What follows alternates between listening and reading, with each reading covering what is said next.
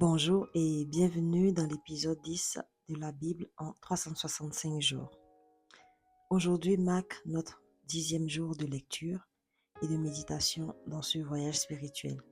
En ouvrant ce passage, prenons un instant pour nous recentrer et recevoir avec gratitude la sagesse que Dieu nous offre.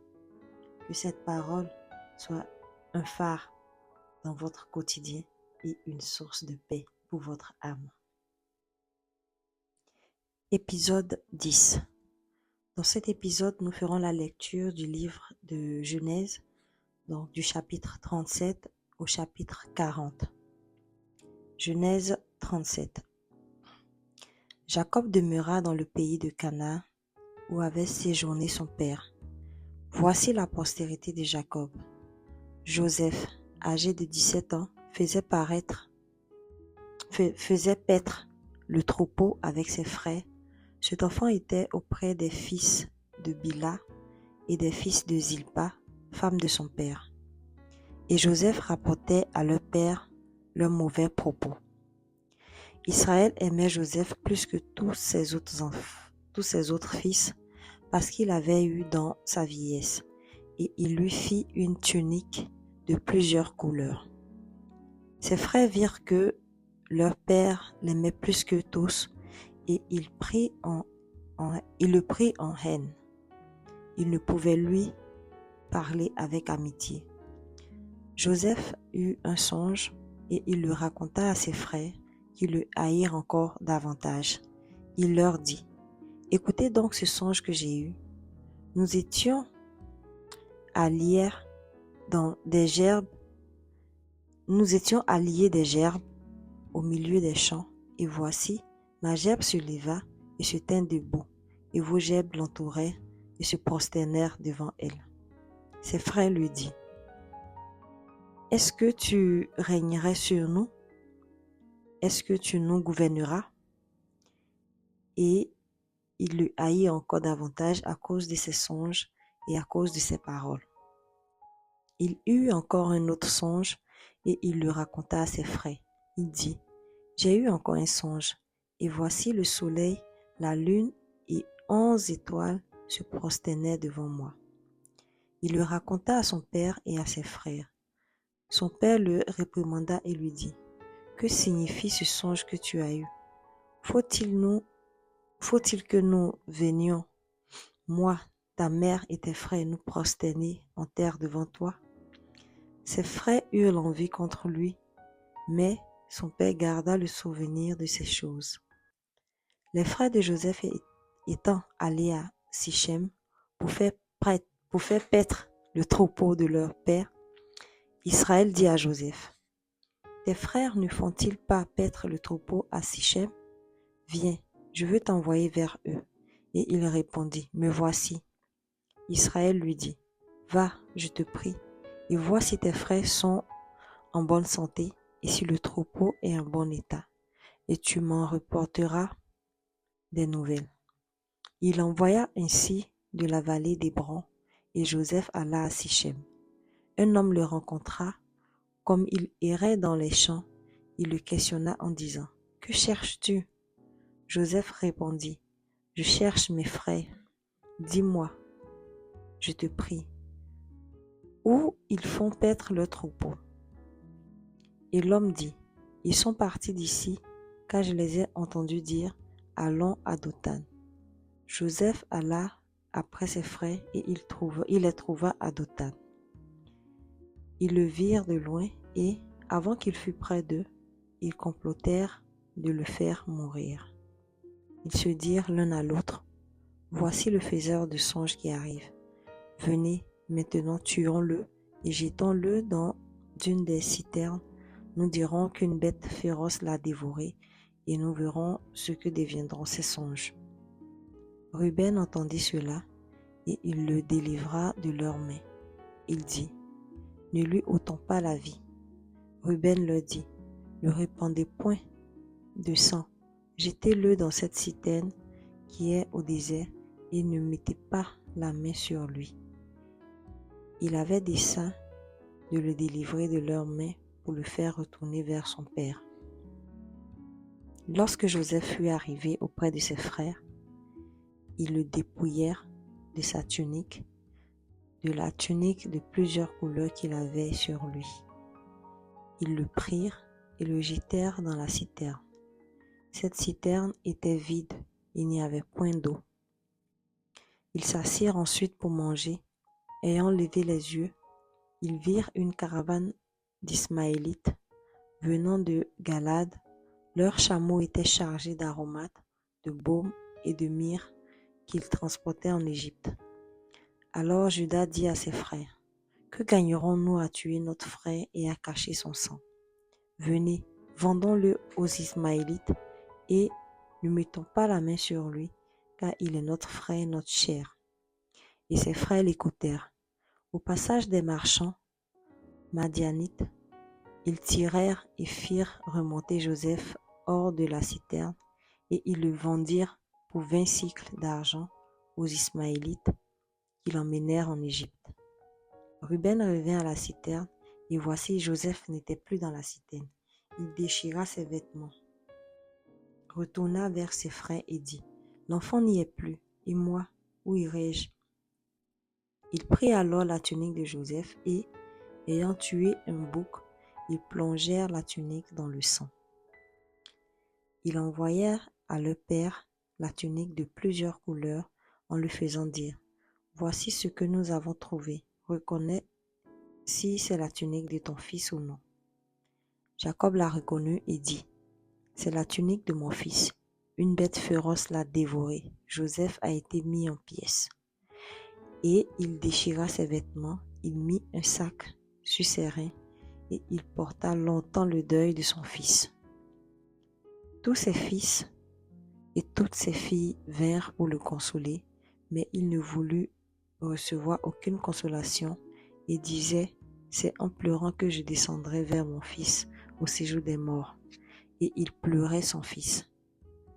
Les Médianites le vendirent en Égypte à Potiphar, officier de Pharaon, chef des gardes.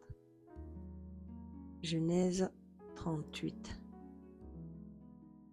En ce temps-là, Juda s'éloigna de ses frères et se retira vers un homme d'Adulam nommé Hira.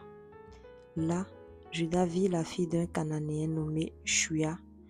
Il la prit pour femme et alla vers elle. Elle devint enceinte et enfanta un fils qu'elle appela Er. Elle devint encore enceinte et enfanta un fils qu'elle appela Onan.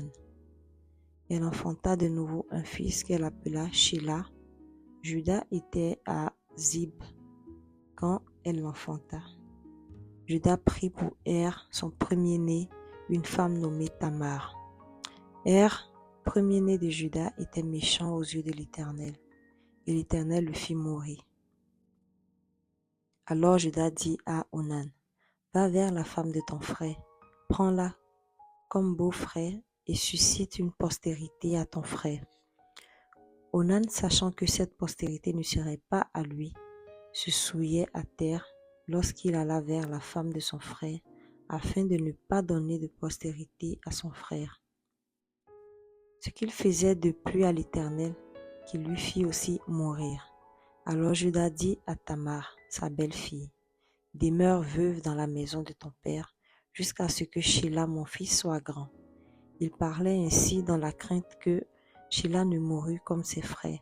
Tamar s'en alla, et elle habita dans la maison de son père. Les jours s'écoulèrent, et la fille de Shua, femme de Juda, mourut. Lorsque Juda fut consolé, il monta à Timna vers ceux qui tondaient ses brebis, lui et son ami Hira, Adulamite. On en enferma Tamar et on lui dit, « Voici ton beau-père qui monte à Timna pour tondre ses brebis. » Alors elle ôta ses habits de veuve et se couvrit d'un voile et s'enveloppa, et elle s'assit à l'entrée de Énaïm, sur le chemin de Timna, car elle voyait que Sheila était devenu grand et qu'elle ne lui était point donnée pour femme.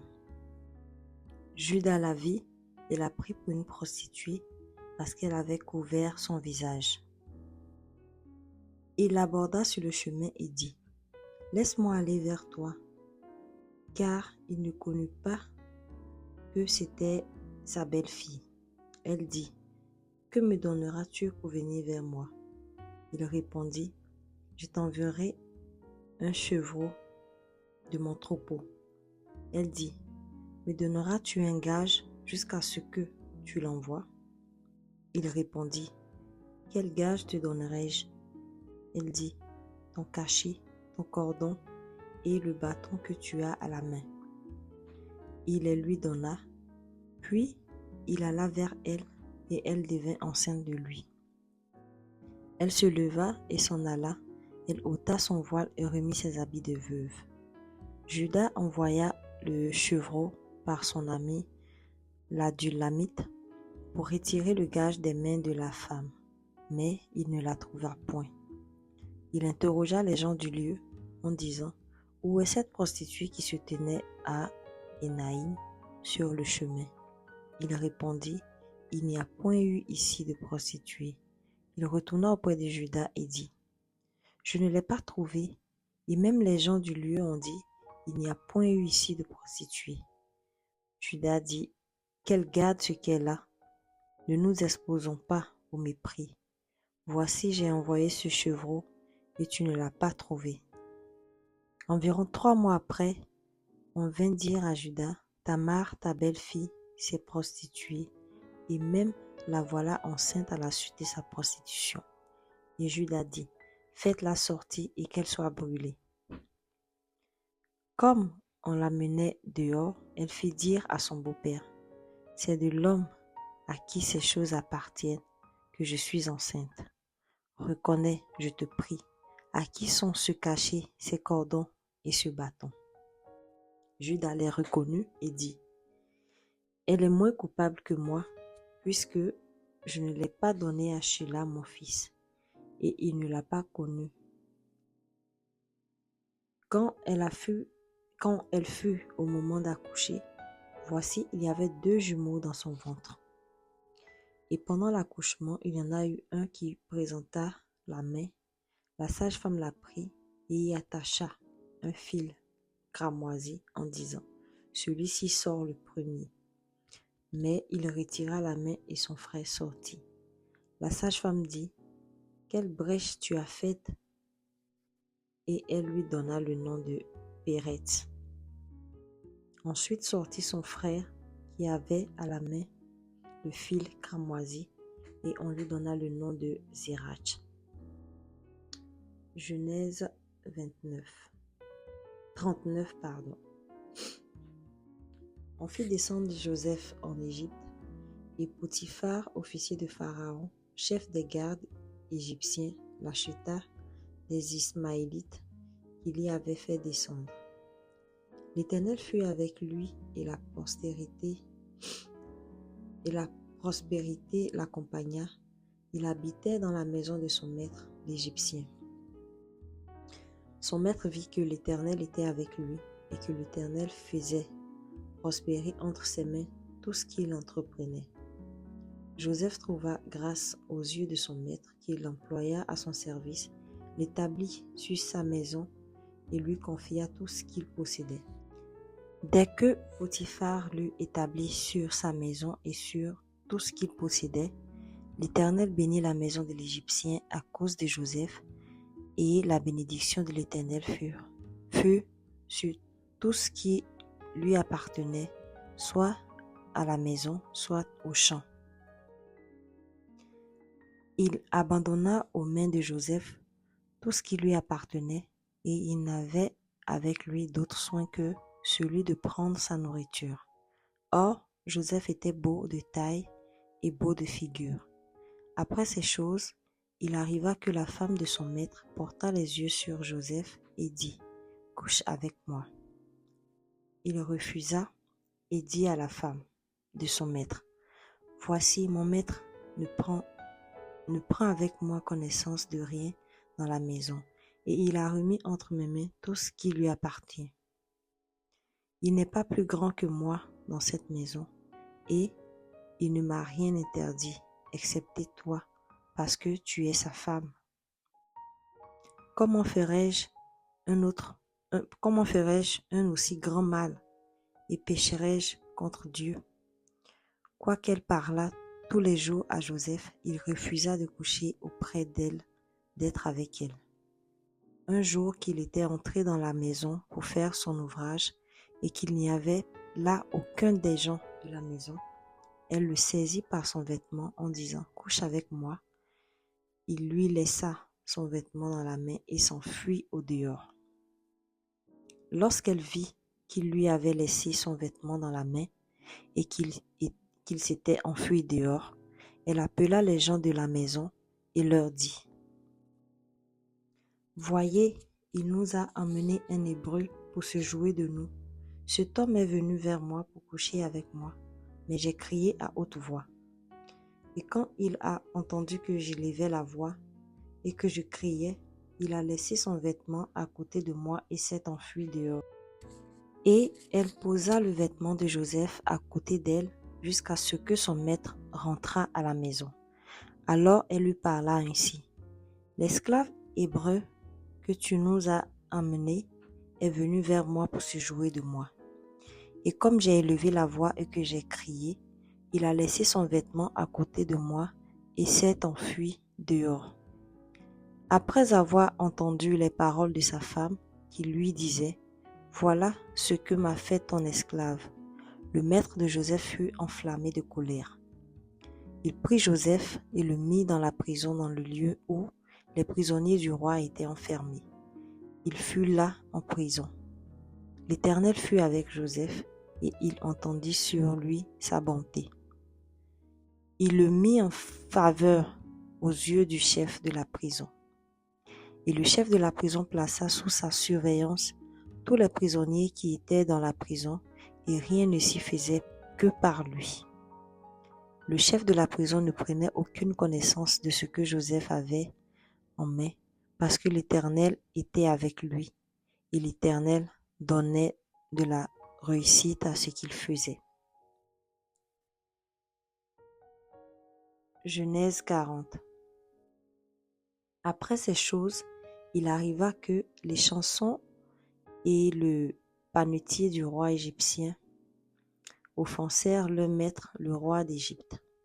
Pharaon fut irrité contre ces deux officiers, et le chef des chansons et le chef des panetiers. Et il les fit mettre dans la maison du chef des gardes de la prison, dans le lieu où Joseph était enfermé. Le chef des gardes les plaça sous la surveillance de Joseph, qui faisait le service auprès d'eux, et ils passèrent un certain temps en prison. Pendant une même nuit, les chansons et le panetier du roi d'Égypte, qui étaient enfermés dans la prison, eurent tous les deux un songe, chacun le sien, pouvant recevoir une explication distincte. Joseph était venu le matin vers eux, les regarda, et voici, ils étaient tristes. Alors il questionna les officiers de Pharaon qui étaient avec lui dans la prison de son maître, et il leur dit « Pourquoi avez-vous mauvais visage aujourd'hui ?» Ils lui répondirent « Nous avons eu un songe, et il n'y a personne pour nous l'expliquer. » Joseph leur dit « N'est-ce pas à Dieu qu'appartiennent les explications? Racontez-moi donc votre songe. » Le chef des chansons raconta son songe à Joseph et lui dit « Dans mon songe, voici, il y avait un cep devant moi. Ce cep avait 3 sarments. Quand il eut poussé, sa fleur se développa et ses grappes donnèrent des raisins mûrs. La coupe de Pharaon était dans ma main. Je pris les raisins, je les pressai dans la coupe de Pharaon et je mis la coupe dans la main de Pharaon. Joseph lui dit « En voici l'explication. Les 3 sarments sont 3 jours. Encore 3 jours, le Pharaon relèvera ta tête et te rétablira dans ta charge. Tu mettras la coupe dans la main de Pharaon comme tu en avais l'habitude lorsque tu étais son échanson. Mais souviens-toi de moi quand tu seras heureux et montre, je te prie, de la bonté à mon égard. Parle en ma faveur à Pharaon et fais-moi sortir de cette maison. Car j'ai été enlevé du pays des Hébreux et ici même, je n'ai rien fait pour être mis en prison. Le chef des panetiers, voyant que Joseph avait donné une explication favorable, dit: Voici, il y avait aussi dans mon songe 3 corbeilles de pain blanc sur ma tête. Dans la corbeille la plus élevée, il y avait pour Pharaon des mets de toute espèce, cuits au four, et les oiseaux les mangeaient dans la corbeille au-dessus de ma tête. Joseph répondit et dit: En voici l'explication. Les 3 corbeilles sont 3 jours, encore 3 jours, et Pharaon enlèvera ta tête de dessus toi, te fera pendre à un bois, et les oiseaux mangeront ta chair. Le 3e jour, jour de la naissance de Pharaon, il fit un festin à tous ses serviteurs, et il éleva la tête du chef des échansons et la tête du chef panetier au milieu de ses serviteurs.